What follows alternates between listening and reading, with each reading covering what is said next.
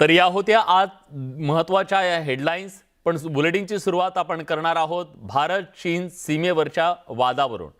अरुणाचल प्रदेशमध्ये भारत आणि चीनच्या सैनिकांमध्ये पुन्हा एकदा झटापट झाल्याची माहिती समोर आली आहे. 9 डिसेंबर रोजी दोन्ही देशांच्या सैनिकांमध्ये ही झटापट झाल्याची बाब समोर आली आहे. याशिवाय या झटापटीत दोन्ही देशांचे मिळून जवळपास 30 पेक्षा अधिक सैनिक जखमी झाल्याची माहितीही समोर येते. तवांगजवळ ही झटापट झाल्याचं कळतंय. गेल्या काही दिवसांमध्ये सीमेवरती शांतता होती, पण या घटनेच्या नंतर पुन्हा एकदा दोन्ही देशांच्या या सीमेवरती तणाव निर्माण झालाय.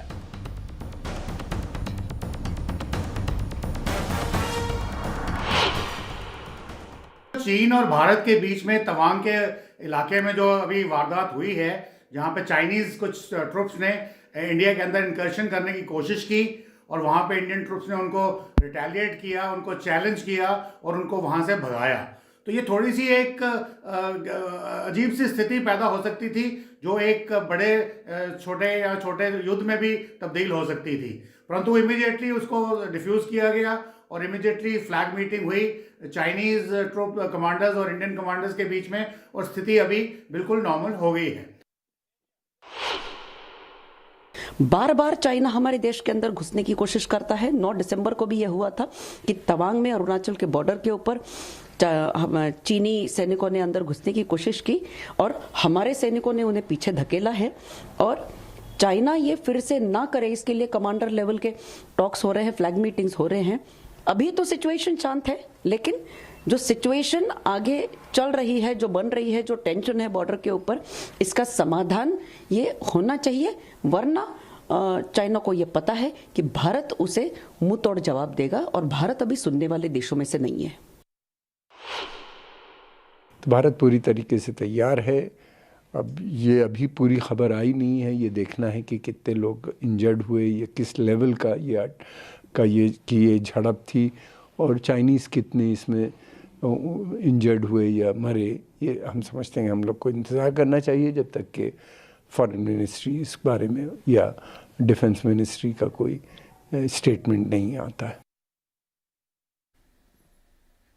पंढरपूर कॉरिडॉरचा मुद्दा आता सुप्रीम कोर्टात जाण्याची शक्यता आहे. कारण भाजपचे दिग्गज आणि ज्येष्ठ नेते सुब्रमण्यम स्वामी हे कॉरिडॉर विरोधकांच्या पाठीशी उभे ठाकलेत. या पार्श्वभूमीवर पंढरपूर कॉरिडॉर प्रकरणी सुब्रमण्यम स्वामी सुप्रीम कोर्टात जाण्याच्या तयारीत आहेत. त्यामुळे पंढरपूर कॉरिडॉरचा वाद आता सुप्रीम कोर्टात जाण्याची शक्यता आहे. पंढरपूरच्या विठ्ठल मंदिर परिसरामध्ये अनेक पुरातन मंदिरं, वारकरी संप्रदायाच्या प्राचीन श्रद्धा असणारे वाडे आणि इतर वास्तू आहेत. त्या वास्तू उद्ध्वस्त करून कॉरिडॉर बनवण्यात येणार असल्यानं या विरोधात वेळ पडल्यास न्यायालयीन लढाई लढू असा इशारा सुब्रमण्यम स्वामींनी दिलाय.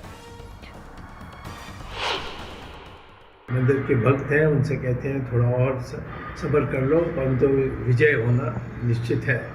इस संदर्भ में मैंने सुना है कोई कॉरिडोर बनाने में लगे हुए हैं, जिसमें जैसे वाराणसी में सत्यानाश हुआ है कई मंदिरों, उस वैसे यहाँ भी हो सकते हैं. और इसीलिए हम इस पर जांच के लिए कोर्ट में पिटीशन डालेंगे. हमारे प्राचीन मंदिरों को तोड़ने की जो योजना बनी है, वैसे यहाँ भी नहीं बननी चाहिए. इसका विरोध करने के लिए मैं आऊँगा. समृद्धी महामार्गाच्या उद्घाटनाच्या कार्यक्रमात पंतप्रधान नरेंद्र मोदींनी मुख्यमंत्री एकनाथ शिंदेंना शाबासकी दिली. मात्र ही शाबासकी शिवसेना ठाकरे गटाला चांगलीच झोंबली आहे. संजय राऊतांनी एकनाथ शिंदेंवर निशाणा साधल्यानंतर सत्ताधाऱ्यांनी सुद्धा त्यावर जोरदार पलटवार केलाय आणि राऊतांचा समाचार घेतलाय. ते असावी की शाबास शिवसेना फोडल्याबद्दल बाळासाहेब ठाकरेंची. याबद्दल थाप होती का? ती पाठीवर शाबासकीची थाप होती. जे औरंगजेब अफजल खानाला जमलं नाही, जे आम्हाला जमलं नाही, तो तुम्ही खंजीर खुपसून दाखवला, त्याबद्दल थाप होती का? अशी या महाराष्ट्राच्या जनतेच्या मनामध्ये हे प्रश्न निर्माण झाले. संजय राऊतांनी टीका केल्यानंतर बाळासाहेबांची शिवसेना आणि भाजपनं आक्रमक भूमिका घेतली. मराठीत एक म्हण आहे, चोराच्या उलट्या बोंबा. खऱ्या अर्थाने बाळासाहेबांच्या विचारांच्या पाठीत जर खंजीर जर कोणी खुपसला असेल तर संजय राऊत यांनी खुपसलेला आहे. बाळासाहेबांनी कायम काँग्रेस आणि राष्ट्रवादीला विरोध केला. बाळासाहेबांचे हिंदुत्वाचे विचार या शिवसेनेला सोडायला जर कोणी भाग पडले असेल तर संजय राऊतांनी पाडलेला आहे. खरं तर इमानदार एकनाथ शिंदे आहे, ज्यांनी 2019 मध्ये जे करायला पाहिजे होतं ते केलं. बेईमान तर तुम्ही आहे, बदमाशी तुम्ही केली आहे, विश्वासघात तुम्ही केला आहे, विश्वासघातकी तुम्ही आहे, आणि अजून पुन्हा आयत्या बिडावर नागोबा झाले तुम्ही. केंद्रातील इंजिन आणि राज्यातील इंजिन असं डबल इंजिन राज्याच्या विकासासाठी सुसाट सुटलंय.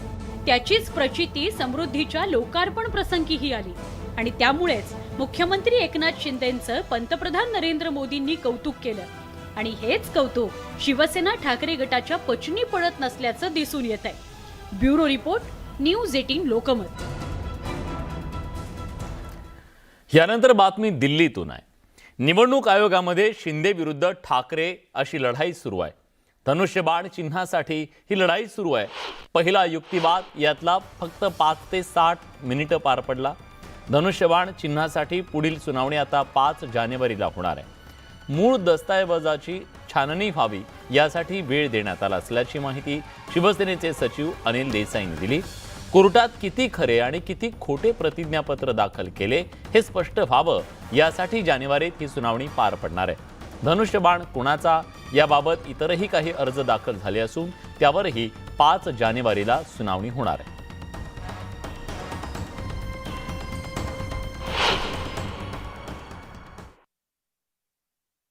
या गोष्टींवर कुठंतरी प्रकाशझोत टाकला जाईल आणि तो आमच्यातर्फे त्यांच्यातर्फे आणि मग तो इलेक्शन कमिशन समोर तो जाईल. परंतु पहिल्या आठवड्यामध्ये जानेवारीची डेट दिल्यामुळे आम्ही तयार होतो. आणि आता लपवण्यासारखं काही नाही, सगळ्या या संस्था बरबटलेल्या आहेत आणि म्हणून त्यांनी आता ही संधी दिल्यानंतर ते दिलेलं खरं खोटं कसं समजायचं आपण? ते तुम्ही खरं समजून निर्णय देणार का? मग ते दिलेले कागद आम्हाला व्हेरीफाय करायचे आहेत. आता त्याचं आम्ही पण नक्की व्हेरीफाय करू की खरोखर कोणाची नावं दिली ती. आणि एवढ्यासाठी आज पुन्हा हिअरिंगच्या वेळेला तारीख मागितली गेली. मला वाटतं जानेवारीचा पहिला आठवडा त्यांनी आता निश्चित केलेला आहे. जिथे ठाकरे तिकडे शिवसेना, जिथे बाळासाहेब ठाकरे त्यांचे चिरंजीव ती शिवसेना. निवडणूक आयोग कशा प्रकारे काम करतो आपला, कशा प्रकारे निवडणुका होतात, त्याच्यामुळे शिवसेना आणि शिंदे गट ह्याच्यात सुनावणी सुरू आहे आणि आम्हाला खात्री आहे या संदर्भात एका विशिष्ट बाजूने निर्णय घेण्याची.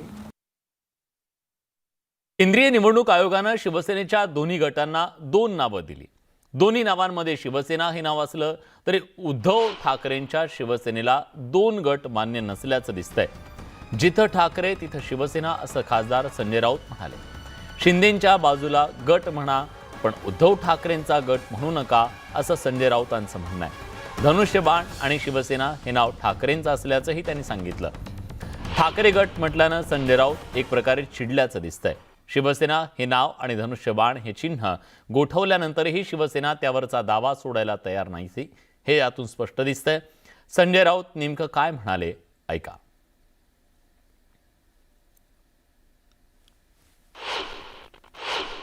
गट वगैरे आम्ही मानत नाही. शिवसेना आणि शिंदे गट, जिथे ठाकरे तिकडे शिवसेना, जिथे बाळासाहेब ठाकरे त्यांचे चिरंजीव ती शिवसेना. ठीक आहे, त्यांच्यावर मेहरबानी करून त्यांना वेगळा गट, त्यांना निशाणी वगैरे हे या गोष्टी केल्या आहेत. मग धनुष्यबाण असेल, शिवसेना हे नाव असेल, हे बाळासाहेब ठाकरे म्हणजे उद्धव ठाकरे यांच्या शिवसेनेचं आहे. बाकी गट वगैरे जे काय आहेत त्या संदर्भात निकाल राज्याची जनताही घेईल आणि न्यायालयसुद्धा घेईल. यानंतर आणखी एक बातमी आरोप प्रत्यारोपांसंदर्भातली पण गंभीर आहे. निर्भया पथकातील वाहनांच्या दुरुपयोगावरून आता महाविकास आघाडी सरकारचं आरोपीच्या पिंजऱ्यात उभं राहिलं. तत्कालीन मविया सरकारच्या काळात तब्बल 9 गाड्या तत्कालीन मंत्र्यांच्या दावणीला बांधल्याचा आरोप भाजपच्या नेत्या चित्रा वाघ यांनी केलाय. मे 2022 मध्ये निर्भया स्क्वॉडसाठी खरेदी करण्यात आलेल्या गाड्यांपैकी 99 गाड्यांचा दुरुपयोग झाल्याचा आरोप त्यांनी केला. त्यातल्या 9 गाड्या मवियाच्या मंत्र्यांच्या ताफ्यात होत्या. तर ज्या सुप्रिया सुळेंनी निर्भया पथकावरून सरकारवर आरोप केले त्यांच्याही ताफ्यात एक निर्भया पथकातली गाडी होती. महिलांच्या सुरक्षेसाठी असलेल्या निर्भया फंडासाठी असलेल्या गाड्या शिंदे गटाच्या मंत्र्यांच्या सुरक्षेसाठी ठेवण्यात आल्याचा ठपका सरकारवर ठेवण्यात आला. महिलांच्या सुरक्षेसाठी तयार करण्यात आलेल्या निर्भया फंड या लोकप्रतिनिधींच्या सुरक्षेसाठी खर्च करण्यात आल्याचा गंभीर आरोप राष्ट्रवादीच्या खासदार सुप्रिया सुळेंनी केला होता. त्याला प्रत्युत्तर देताना चित्रा वाघ यांनी निर्भया फंडातील गाड्यांचा दुरुपयोग मविया सरकारच्या काळात केल्याचं प्रत्युत्तर दिलंय. मविया सरकारमध्ये 1-2 नाही तर तब्बल 99 वाहनांचा दुरुपयोग करण्यात आल्याचा आरोप चित्रा वाघ यांनी केलाय. निर्भया फंड हा फंड केंद्र सरकारमध्ये डॉक्टर मनमोहन सिंगजी जेव्हा प्रधानमंत्री होते त्या फंडची स्थापना झाली आणि त्या फंड हा फक्त राज्यातल्या आणि देशातल्या महिलांच्या सुरक्षिततेसाठी तो फंड निर्माण केला होता आणि त्या फंडचे पैसे हे फक्त महिला सुरक्षिततेसाठीच द्यायचे आहेत आणि अतिशय दुर्दैवी आहे की महिलांच्या सुरक्षिततेसाठी आणलेल्या ह्या गाड्या ह्या वेगळ्या कामासाठी वापरल्या जातात. ज्या आरोप करतायत त्या सुप्रियाताई स्वतः निर्भया फंडातली गाडी त्यांच्या ताफ्यामध्ये होती आणि असं असताना कुठेतरी शिंदे फडणवीस सरकारला बदनाम करायचं काम चाललंय. महाराष्ट्रातली जनता सुज्ञ आहे, त्यांना सगळं कळतंय, पण अशा पद्धतीने काहीतरी काढून सरकारला बदनाम करायचं जे षडयंत्र चाललेलं आहे ते आम्ही कदापि महाराष्ट्रामध्ये चालवून घेणार नाही. राज्याचे उच्च व तंत्र शिक्षण मंत्री चंद्रकांत पाटील यांनी महापुरुषांबद्दल केलेल्या वक्तव्याप्रकरणी आता माफी मागितली आहे. चंद्रकांत पाटलांकडून दिलेल्या प्रसिद्धी पत्रकात त्यांनी कथित वक्तव्याबद्दलची माफी मागितली आहे. फुले आंबेडकर कर्मवीर भाऊराव पाटलांबाबत नितांत आदर आहे. त्यांच्याबाबत विशिष्ट हेतूनं बोललो नाही असं पाटील यांनी सांगितलं. तरीही कुणाच्या भावना दुखावल्या असतील तर माफी मागत असल्याचं पाटील यांनी म्हटलंय.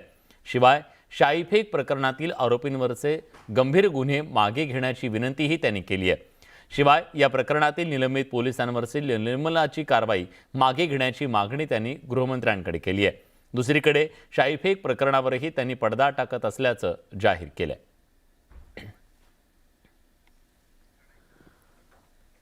पुण्यातील सावित्रीबाई फुले पुणे विद्यापीठाच्या चौकात विद्यापीठातील मुलांनी आंदोलन पुकारलं. विद्यार्थ्यांना राहण्यासाठी हॉस्टेल सुविधा उपलब्ध नसून कुलगुरूही भेटत नसल्यानं विद्यार्थी आक्रमक झाले.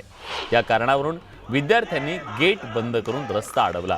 विद्यार्थ्यांनी यावेळी आक्रमक पवित्रा घेत हे आंदोलन पुकारलं.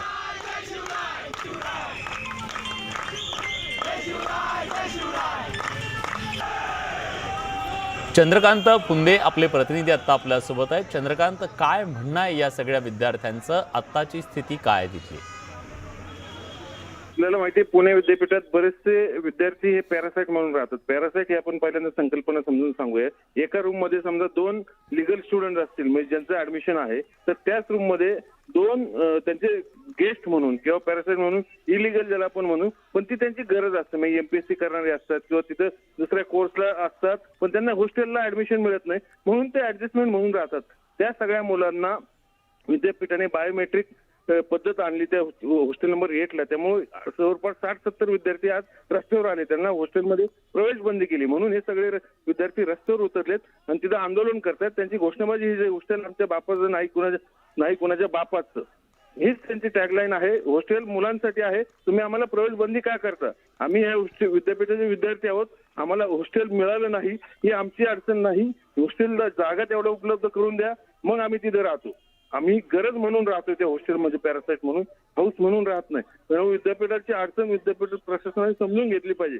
केवळ कायदे राबवून होणार नाही. शेवटी विद्यापीठात शिकणारी बहुतांश मुलं हॉस्टेल मिळालं नाही म्हणून त्यांनी राहायचं कुठं, हा सगळ्यात मोठा प्रश्न आहे. म्हणून ते रस्त्यावर उतरलेले आहे तिथं. धन्यवाद चंद्रकांत, तुम्ही दिलेल्या सगळ्या सविस्तर माहितीबद्दल.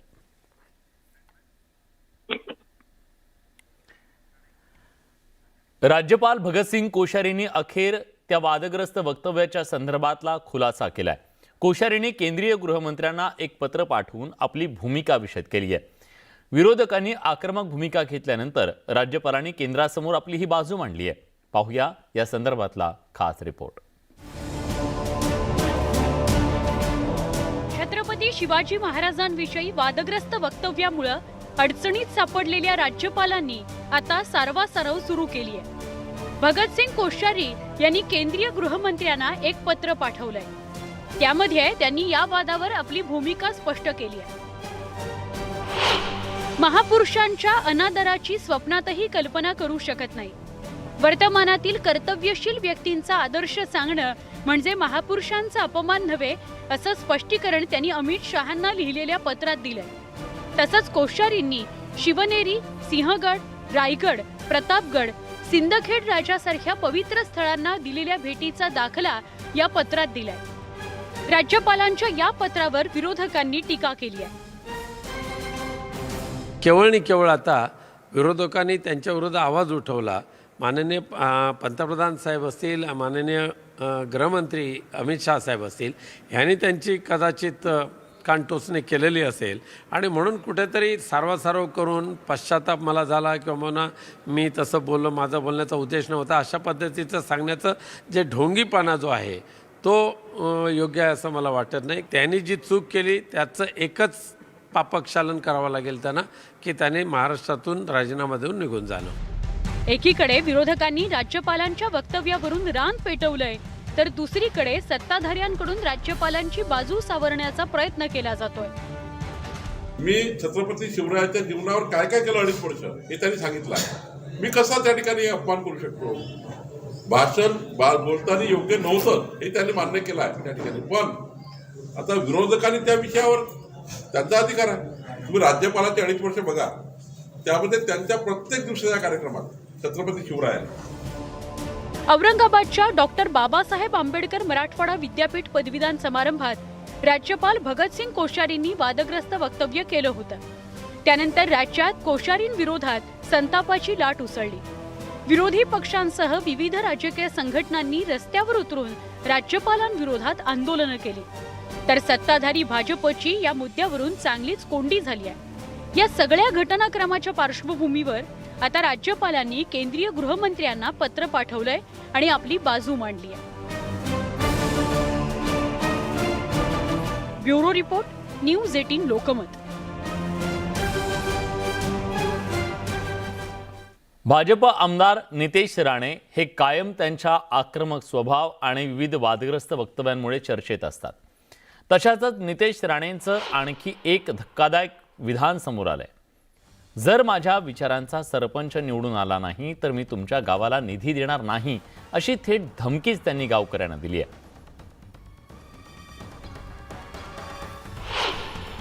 जे गाव माझ्या विचाराचा सरपंच मला देईल त्या गावाचा विकास मी करीन, नाही तर मी करणार नाही. मी स्पष्ट सांगतो. माझ्याकडे कॅल्क्युलेशन पण, आपण लपाछुपीवाले नाही. आपलं राणे साहेबांच्या तालमीमध्ये तयार झालेले आम्ही विद्यार्थी आहोत. आम्ही पोटात एक ओटात एक असं नाही. चुकून पण इथे माझ्या विचाराचा सरपंच आला नाही तर मी एकही रुपयाची निधी देणार नाही, एवढी काळजी मी निश्चित पद्धतीने घेईन. मी तुम्हाला सांगतो. म्हणजे आता हे तुम्ही धमकी समजा, हे समजा, काही समजा, पण आपलं कॅल्क्युलेशन स्पष्ट आहे. म्हणून मतदान करताना एक लक्षात, कारण का सगळी निधी आता माझ्या हातात आहे. तर नितेश राणेंवर शिवसेना उद्धव बाळासाहेब ठाकरे पक्षाकडून जोरदार टीका करण्यात आली आहे. त्यांनी आमदारकीची शपथ घेतलेली आहे. ती शपथ त्यांनी पुन्हा वाचावी आणि पुन्हा त्या शपथेवर त्यांनी अवलोकन केलंय की त्याच्यामध्ये तुमची बांधिलकी कोणासाठी आहे. तुम्ही जनतेसाठी तुमची बांधिलकी आहे आणि तुम्ही सरपंच हे देखील एक निवडून आलेले लोकप्रतिनिधी आहे. तुम्ही त्यांना निधी देणार नाही म्हणता, याचा तुम्हाला स्पष्टीकरण द्यावं लागेल तुमच्या वक्तव्याचं.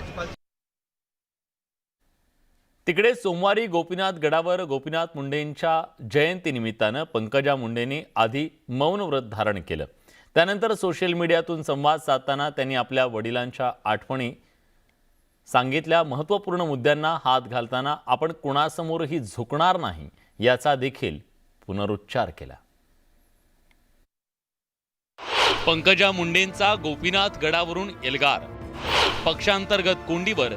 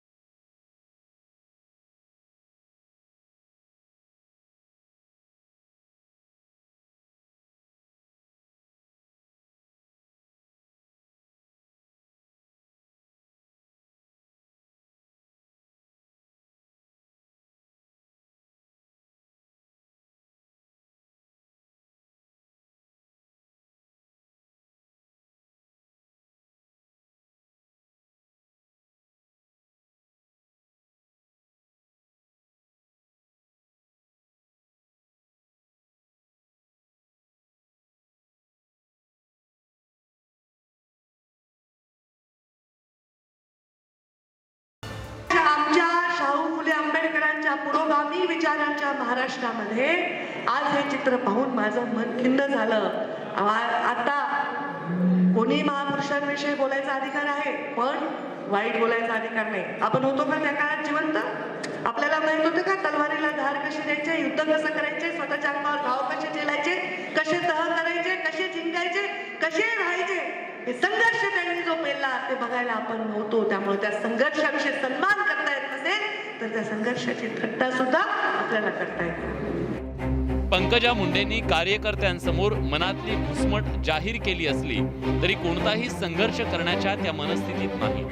त्यामुळे पंकजांचं गोपीनाथ गडावरचं भाषण म्हणजे फक्त कार्यकर्त्यांची समजूत काढण्यासाठी केलेला संवाद होता का, अशी चर्चा बीडमध्ये रंगली. सुरेश जाधव, न्यूज 18 लोकमत, बीड. माजी गृहमंत्री अनिल देशमुख यांना मुंबई उच्च न्यायालयानं जामीन मंजूर केलाय. कथित 100 कोटी वसुली प्रकरणामध्ये त्यांना जामीन मिळालाय. देशमुखांना जामीन मिळाल्यानंतर सीबीआयनं सर्वोच्च न्यायालयात जाण्यासाठी वेळ मागितला. यासाठी न्यायमूर्ती कर्णिक यांनी सीबीआयला परवानगी दिली आहे. त्यामुळे 10 दिवस अनिल देशमुख यांची मुक्तता होऊ शकणार नाहीये. अनिल देशमुख यांच्या उपचार सुरू असल्यानं ते सध्या आर्थरोड तुरुंगात नसून जसलोक रुग्णालयात. सर्वोच्च न्यायालयामध्ये आता काय निकाल लागतो याकडे सगळ्यांचं लक्ष लागलंय. 2 नोव्हेंबर 2021 रोजी अनिल देशमुखांना अटक झाली होती.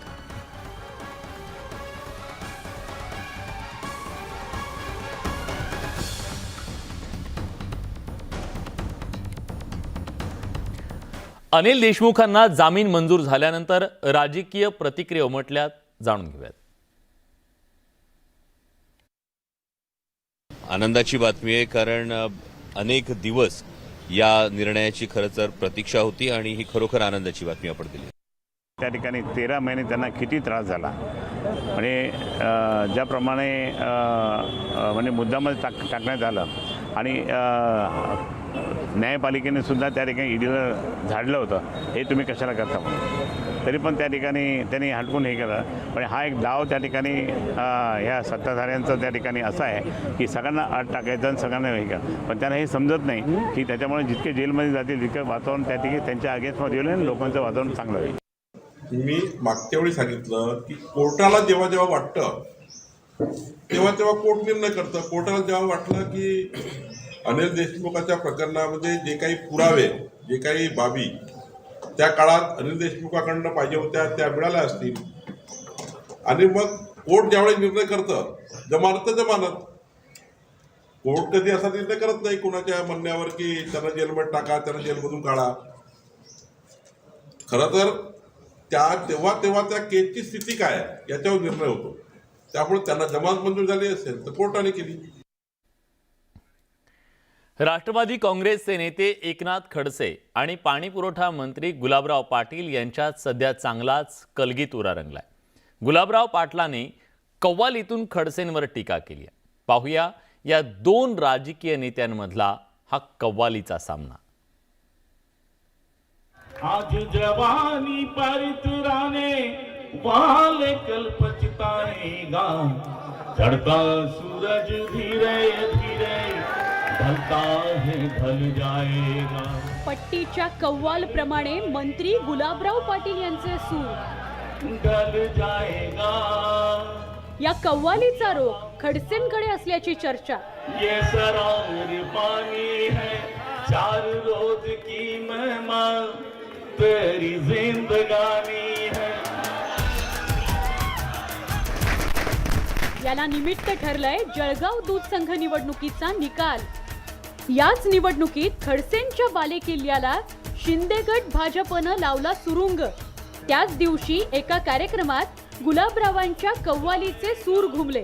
खाली हाथ आया है खाली हाथ जाएगा. जळगाव दूध संघाच्या निवडणुकीआधी आणि अगदी मतदानाच्या दिवशीही खडसे विरुद्ध शिंदेगड भाजपमध्ये सामना रंगला होता. मात्र गिरीश महाजनांचं प्लॅनिंग आणि गुलाबराव पाटलांच्या रणनीतीमुळे बालेकिल्ल्यातच खडसेंना झटका बसला. त्यामुळेच की काय गुलाबरावांनी खडसेंवर अशा प्रकारे अप्रत्यक्ष निशाणा साधला. इस कदर से खोया है इस जहां के मेले में क्यों खुदा को भूला है फक्के इस झमेले। गुलाबरावांच्या याच कव्वालीला खडसे समर्थकांनी जोरदार प्रत्युत्तर दिलंय. सूर्य हा उगवणं थांबवत नाही, सूर्य हा रोज उगवतो. मुख्यमंत्री पदाचे दावेदार राहिलेले खडसे साहेब कधी न थकलेले, कधी न थांबलेले, आज ते राष्ट्रवादी पक्षासोबत आहेत आणि आम्ही संपूर्ण राष्ट्रवादी पक्ष त्यांच्यासोबत आहोत. जळगावच्या राजकारणात खडसे, महाजन आणि गुलाबरावांची सद्दी. तिन्ही नेते एकमेकांवर कुरघोडी करण्याच्या प्रयत्नात. मात्र सध्या महाजन आणि गुलाबरावांनी यात बाजी मारली आहे. आज समझ ले कल ये मौका हाथ न तेरे आएगा, हो गफलत की नींद में सोने वाले धोखा खाएगा, चढ़ता सूरज धीरे ढलता है ढल जाएगा. आता या सगळ्याला खुद्द खडसे कशा प्रकारे उत्तर देतात हे पाहावं लागेल. जळगावहून नितीन नांदुरकर सह ब्युरो रिपोर्ट, न्यूज 18 लोकमत. या सगळ्या घडामोडींसोबत बुलेटिनमध्ये आपण एक छोटासा ब्रेक घेतोय. ब्रेक नंतर इतर काही महत्त्वाच्या बातम्या. कुठे जाऊ नका, पहा फक्त न्यूज 18 लोकमत.